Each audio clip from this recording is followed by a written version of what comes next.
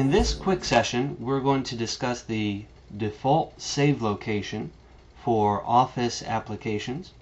What the default save location is, when you click to save an Office document for the first time, by default it automatically comes up to a particular folder.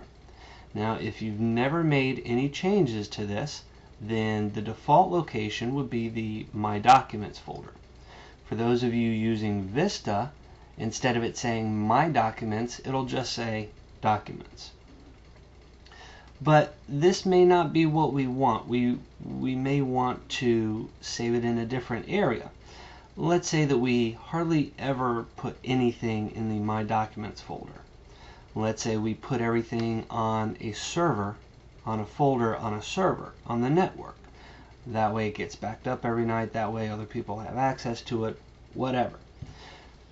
So if the default save location is currently set up for My Documents, that means every time you go to save a document, you have to browse to the folder that you want to save it in, go down through the click path, select the folder, hit OK, and then you can save it. Well, we can change that default save location so that it automatically comes up to the folder that you want it to be in all the time. Now we're going to use Office 2007 because most people have made the switch to Office 2007. If you're using a previous version of Office, then you can still do this, but the way you get to the menu is going to be a little bit different. If you're using Office 2003, you'll go up to the toolbar, you'll click on Tools, and then you'll click on Options, and you'll be able to get to the Preferences window from there. However, in 2007, we're going to click on the Office button. We're going to select Word Options. We're going to select Save. And that's going to bring us to the window that shows the default file location. And currently you see that the default file location is Documents and Settings, Scott, My Documents. Again, if you're using Vista, you'll see something like C, Users, Your Name, Documents. Either way, click the Browse button, and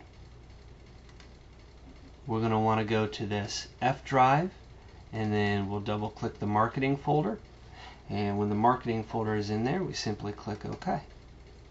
And now you'll see in the default file location it shows that F drive and then the marketing folder, and we're going to click OK. So now when I go to save a document for the first time, it automatically comes up in the marketing folder and I don't have to browse for it.